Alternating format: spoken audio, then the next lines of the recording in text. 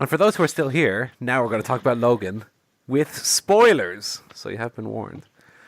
So we've all seen Logan now, yeah? All three of us. Yep. Joe? Yeah. Yeah, okay. So we've all seen Logan. Who wants to talk about it first then, and the other can counterpoint? I'll start, I suppose. I mean, so I loved it.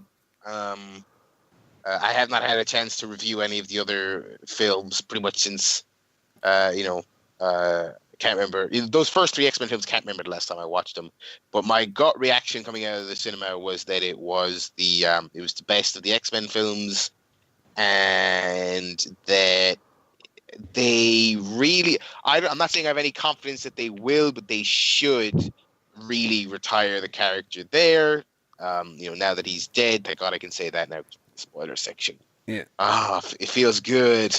Now that they killed him off definitively, and also sunsetted the character in a way, gave him that arc and gave him that conclusion.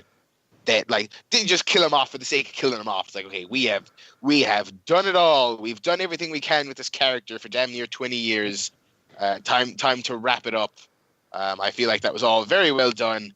And I am hopeful that that's the end of that character and that actor in that role for forever, really. And little Patrick Stewart as well. Let's not forget. Yeah, as well, right? And so that's a definitive. I mean, I'm sure the X-Men movies will keep going. They have their Fassbender and McAvoy. Their timelines they can play around with, or whatever the fuck they want to do. But I think these two iterations of those characters and these two actors need to be done. But there's always that concern, especially with X-Men, because this franchise has been so wacky with characters dying and coming back and stuff. It's like comic book movies in it. I mean, they could just snap their fingers in the next film and they'll just be back, Yeah. So, yeah. We did talk on the last podcast about recasting Wolverine, potentially. But it's interesting to see if they just go without... it does seem like in the last few movies anyway that they were kind of trying to shift the lead role to Mystique. Played by Jennifer Lawrence, who I cannot stand. Mistake. Yeah. Yeah, I mean, I think it was first of all, let me say that I loved Logan. I did give it the perfect 1-0. 10 out of 10. Second of the year after Moonlight. I think it's the best superhero movie ever.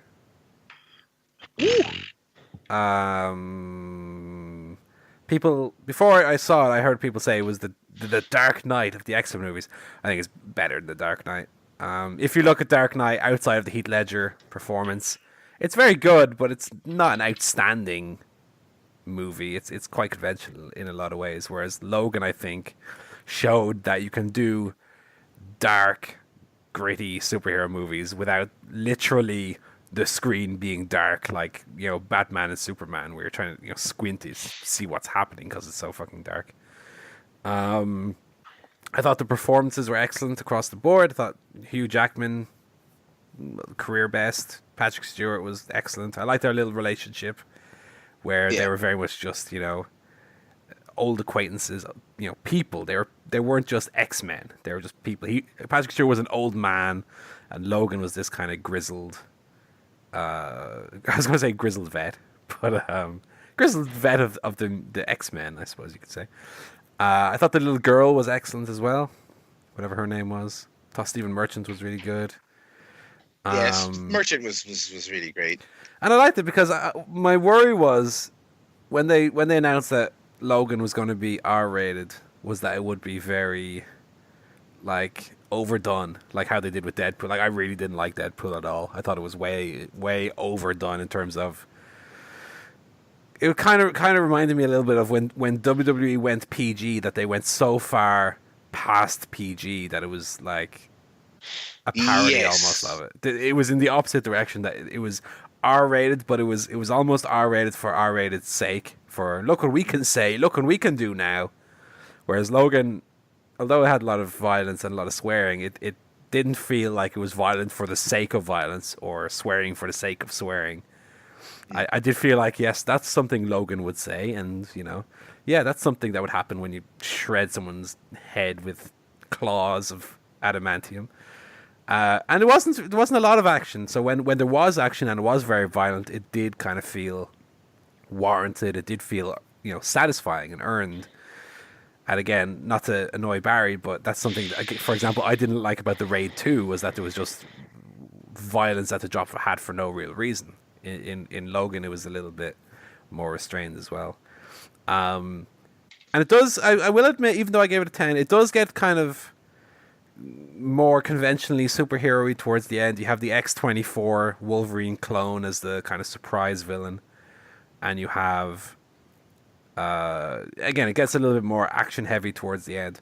But, again, at that point, because the movie hadn't been so quintessentially superhero-y, Yeah. I felt like that was okay, that to have a little bit of what you normally have at the end.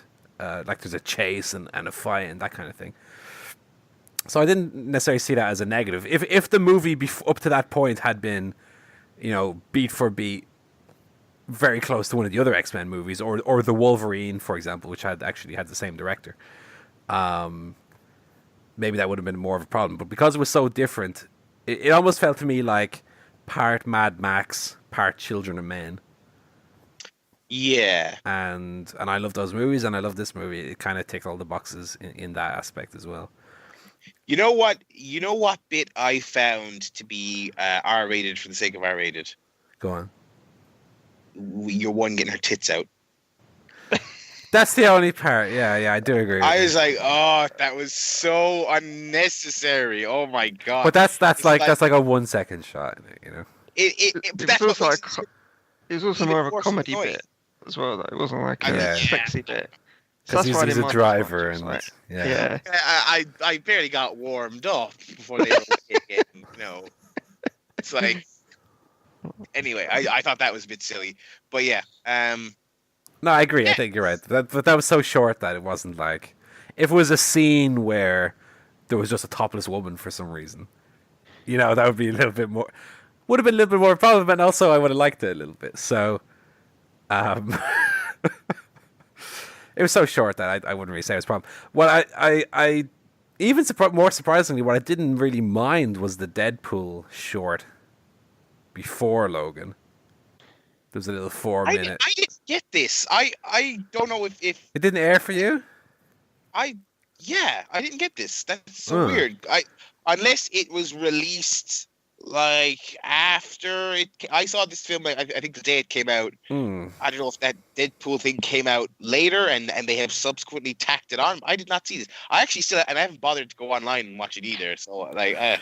Well, it's just a 4-minute or so little comedy. It's a good 30 seconds of comedy stretched into fucking 4 minutes. Is what it is. It was okay, and it was 5 out of 10. Oh, that's still one more than I gave Deadpool out of 10. In fairness. Anyway, Joe, your turn. Tell us. Well, I really liked the first half of Logan up until the clone shows up. And then I hated everything afterwards. Really? What? So it was a film of two halves for me. I loved the relationship between... Well, initially the relationship between the Professor, Logan, and Steve Merchant was awesome.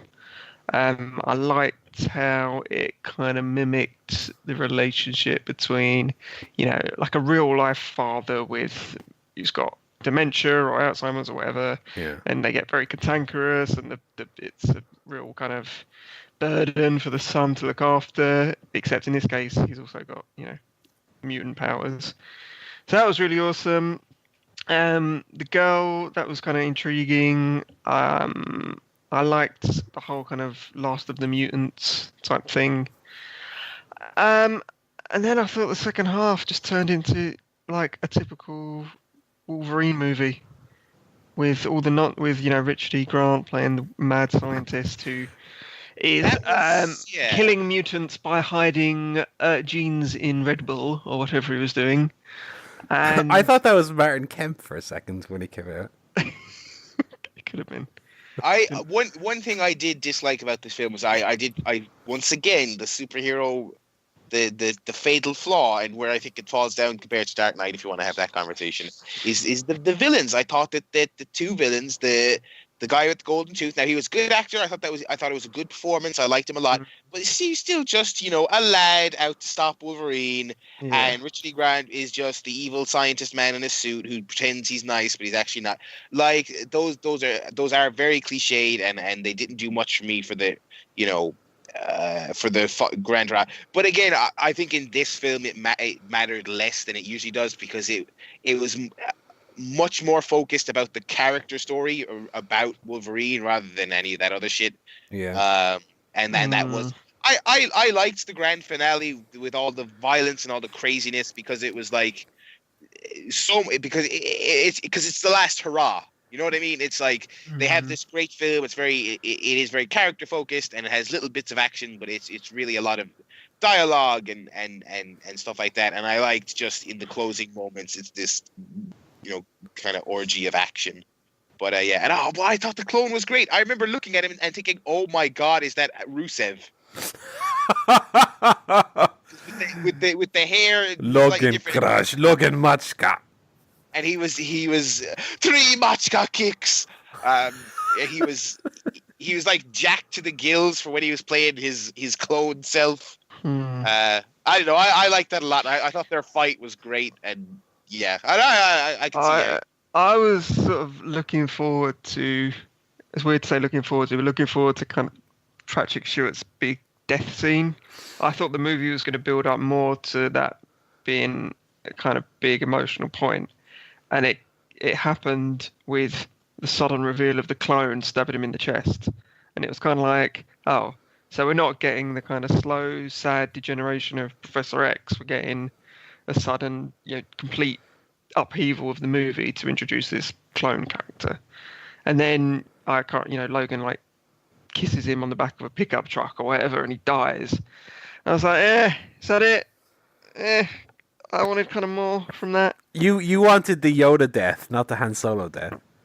I wanted, or a Obi-Wan death. Like he sacrifices himself to save someone, something like that, or I don't know, just something a bit more than that. So that I didn't like. The clone, whatever. The kids, the stuff with the kids, I felt they could have left a little bit more mystery to it. They kind of went into it quite a bit in terms of the backstory. I could have just accepted the fact that there are no more mutants left. But here's this girl who's a mutant, and where has that happened? Where's it come from? I like the kind of slightly more mysterious element, but they went into the backstory quite a bit. Yeah, and that's more of a minor criticism, but it was something I didn't like that much.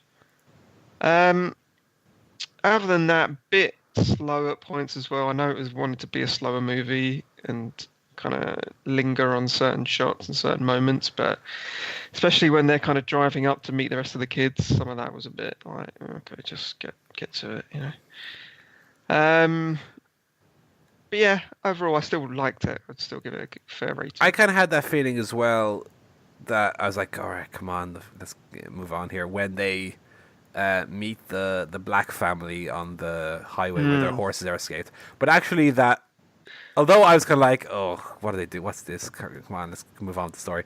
That actually led then to like one of my favorite scenes, which was the Logan X-24 battle. So did pay off in the end. No, and I kind of like Barry. I really actually liked the clone. I thought he was, in my mind, is kind of the villain of the movie, even more so than Robot Hand. And also it's while it's a somewhat obvious and unsubtle metaphor, it's like he's fighting himself, his own demons. It's obvious. Well, it was kind of like a reflection on how Logan used to be versus how he is today. It's like the older, broken down Logan just can't really handle that level anymore.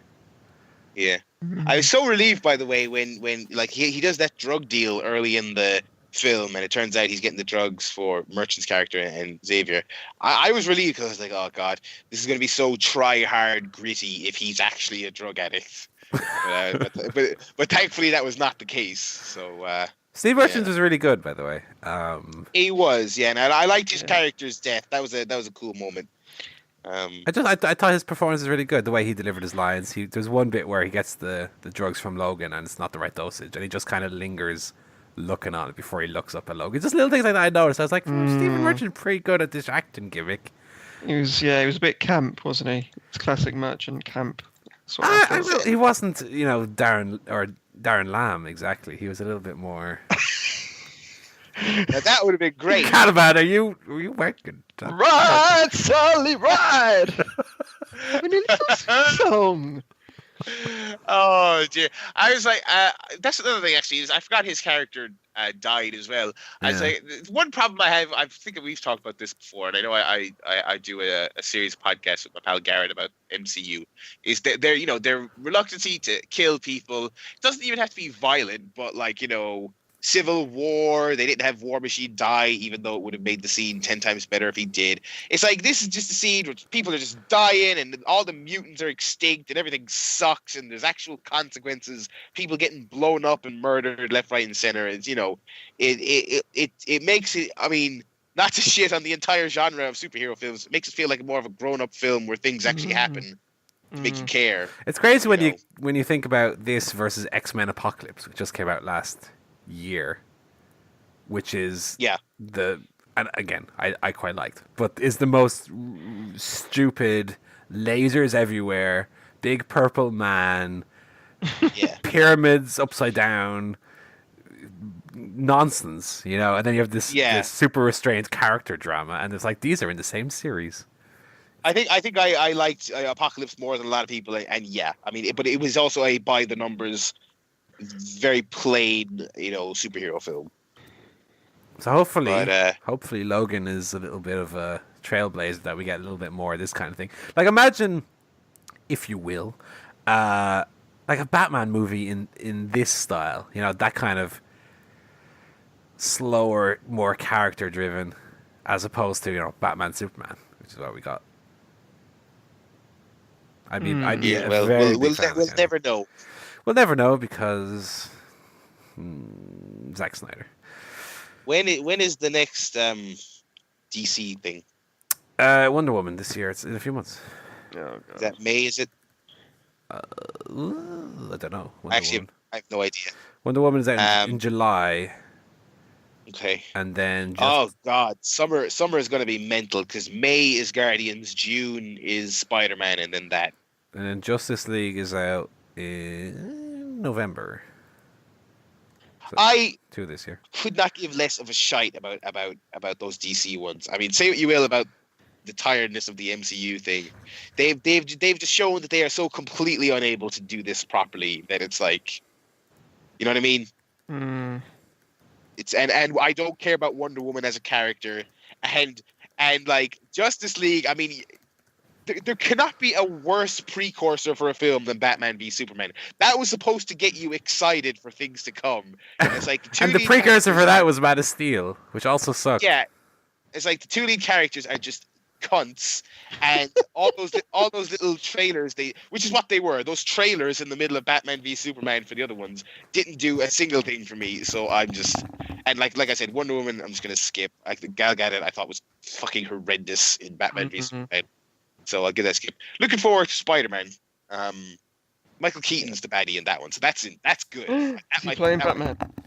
Is it Batman versus Spider-Man? No, I wish. That's next. That's when DC gets really desperate. They just start selling the rights to fucking anyone. Do this properly, please. Yeah, Guardians and Spider-Man. I'm looking forward to that, obviously. By the way, my perception of Logan might have been a little warped by the fact that I watched it almost immediately after Amazing Spider-Man 2. And I was like, oh, thank Christ, a good movie. Yeah. So, and that's Logan. And so now, I guess the X-Men series will limp on. I have a funny feeling in a few years, like, X-Men will limp on and we'll just call it the Deadpool series because that'll be the more successful franchise for years to come. Oh God, that's what they'll do. The next X-Men movie with Jennifer Lawrence will bomb, and they'll be like, "Fuck, we have to put Ryan Reynolds in with the X-Men. He's Wolverine now." Yeah, they couldn't even get one of the proper. They didn't want to put a proper X-Men character in the first Deadpool film. Now it's going to be, please, Ryan Reynolds, be in our 5 films because no one's going to go see them because A, they're not that good, and B, we killed off the best character. Yeah. Although I don't know. I mean, that might not happen either. The Deadpool 2 production seems pretty tortured. I mean, that might end up being a bomb as well. Who knows? But or they'll drive a truck full of money up to Hugh Jackman's house and say, "We know we killed you the last time, but will you come back and be Wolverine again?" I don't think he's hurting for money. Yeah, but it'll be 2 trucks then. Oh, okay, fair enough. And you can keep the trucks, Hugh. Oh, bloody hell! Oh, blimey! Always wanted a truck. Keep the money. I'll just have the truck. Can you make 3 trucks if I let you keep the money? I changed my name to Hugh Truckman.